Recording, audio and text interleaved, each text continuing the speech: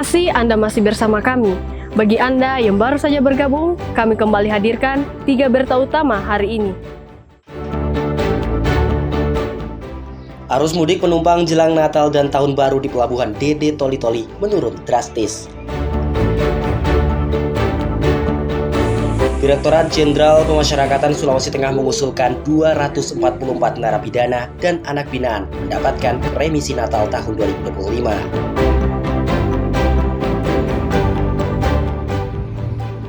Kasus HIV dan malaria menjadi penyakit yang paling menonjol sepanjang tahun 2025 di Sulteng.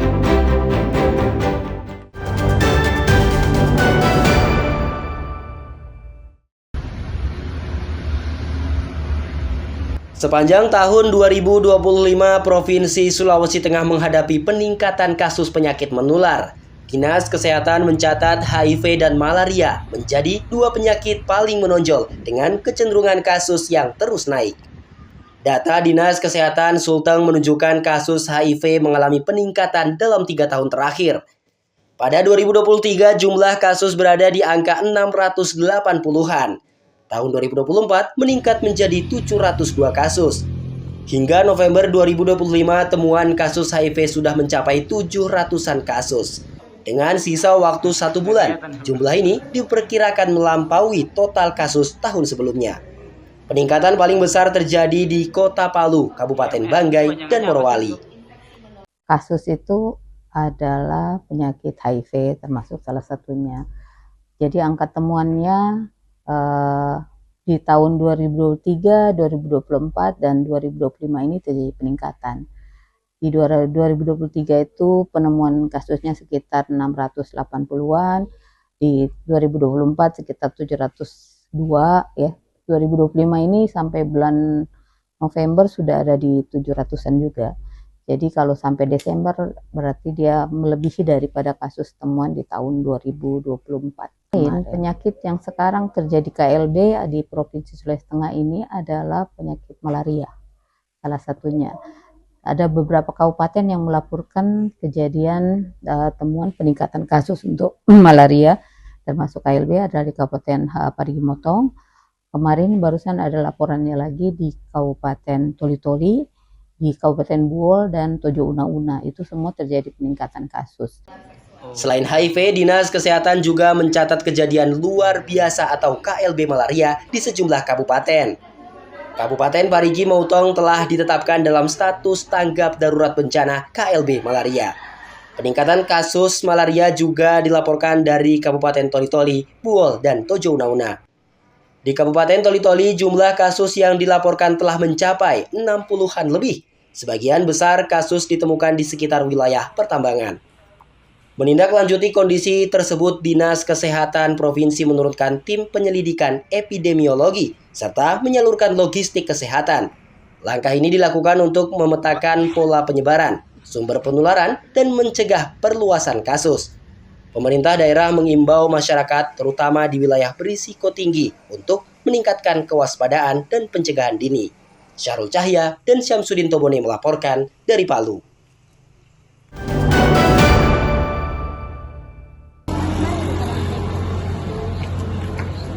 Ratusan warga mengikuti kegiatan advokasi kesehatan mental dan generasi bebas narkoba yang digelar Fakultas Kesehatan Masyarakat Universitas Tadulako Minggu pagi. Kegiatan yang dipusatkan di lapangan Ahmad Yani, Kota Palu, dirangkaikan dengan jalan santai sebagai upaya mendorong pola hidup sehat fisik dan mental masyarakat. Selain jalan santai, kegiatan ini juga diisi talk show kesehatan mental dan pencegahan narkoba, melibatkan Badan Narkotika Nasional serta psikolog. Masyarakat juga mendapatkan layanan pemeriksaan kesehatan gratis, konsultasi psikologi, hingga edukasi pola makan sehat. Dekan Fakultas Kesehatan Masyarakat UNTAD menyebut upaya kesehatan masyarakat menekankan langkah preventif sebelum penyakit muncul. Kegiatan ini menjadi salah satu edukasi langsung kepada masyarakat terkait pencegahan penyakit, penolakan narkoba, serta penguatan kesehatan mental. Ya, memang kesehatan masyarakat itu adalah upaya preventif semua ya. Sebelum kita sakit, mereka semua bergerak dalam usaha untuk bagaimana kita mencegah terjadinya suatu penyakit dalam biasanya dalam 4 pilar ya. Pertama adalah lingkungan, kemudian genetik, kemudian perilaku, dan terakhir adalah pelayanan kesehatan masyarakat. Nah, hari ini ditambah lagi misalnya tolak narkoba, tolak pernikahan dini, kemudian konsultasi psikologi, konsultasi kesehatan gratis, dan kita diajarkan bagaimana makan atau pola makan yang sehat. Kegiatan ini disambut positif oleh warga. Selain mengikuti jalan santai, warga memanfaatkan pemeriksaan kesehatan gratis serta kehadiran booth UMKM yang turut meramaikan acara. Bagi warga, kegiatan semacam ini dinilai memberikan manfaat langsung karena layanan kesehatan dapat diakses tanpa biaya dan tanpa persyaratan. Kalau untuk saya pribadi sih bersyukur karena yang pertama itu ada pemeriksaan kesehatan gratis, ada dagangan jualan UMKM, sama saya sebagai di sini juga sudah periksa kesehatan saya sendiri. Gratis juga ya? Gratis. Tidak tanpa persyaratan apa-apa. Harapannya mungkin kalau bisa diadakan setiap bulan, rutin setiap bulan. Kegiatan advokasi kesehatan mental dan generasi bebas narkoba ini diharapkan dapat meningkatkan kesadaran masyarakat tentang pentingnya pencegahan penyakit, kesehatan mental, serta menjauhi narkoba. Model kegiatan kolaboratif antara edukasi, layanan kesehatan, dan pemberdayaan UMKM dinilai efektif menarik partisipasi warga. Syahrul Cahya dan Syamsuddin Tobone melaporkan dari Palu.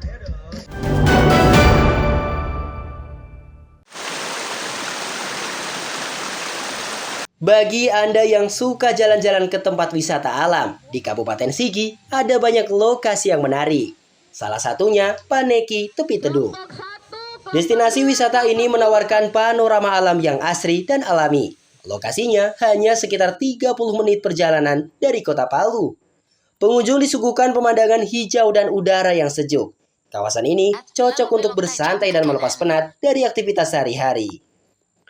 Wisata Paneki terletak di Desa Pombewe, Kecamatan Sigi Biromaru, Kabupaten Sigi.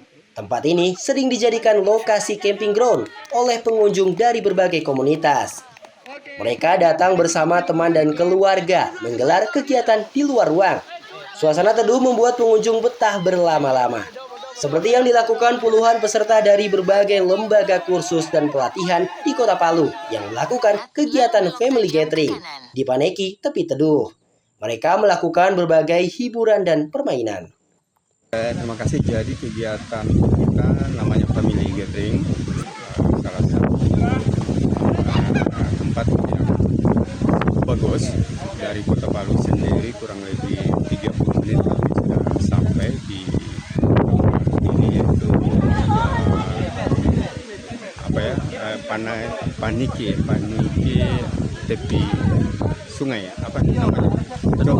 Tempat yang kita pilih itu adalah Paneki Tepi Teduh, di mana jarak dari Kota Palu itu hanya kurang lebih setengah jam, 30 menit, sehingga kami menjadikan tempat ini yang paling cukup representatif untuk kita lakukan family gathering. Kegiatan ini disambut gembira para peserta yang jarang melakukan kegiatan wisata di alam bebas. Mereka senang bisa bersantai dan mengisi liburan bersama rekan-rekannya. Menurut saya tempat wisata ini itu cukup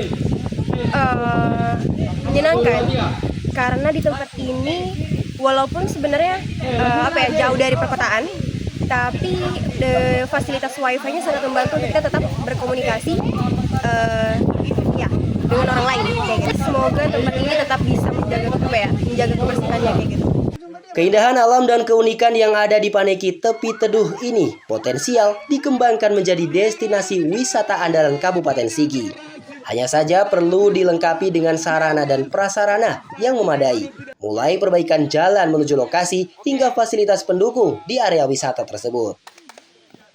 Julianus Kei dan Syamsuddin Tobone melaporkan dari Sigi.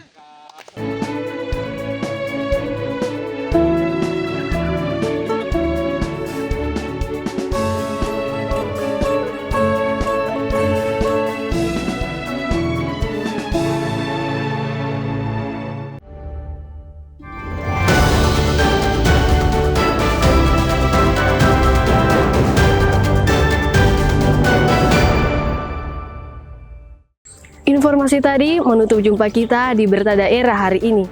Jangan lupa pastikan Anda subscribe channel YouTube Liputan 6 SCTV Daerah.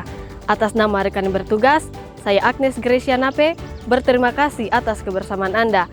Selamat beraktivitas dan sampai jumpa. Songgom Pasi Tabe.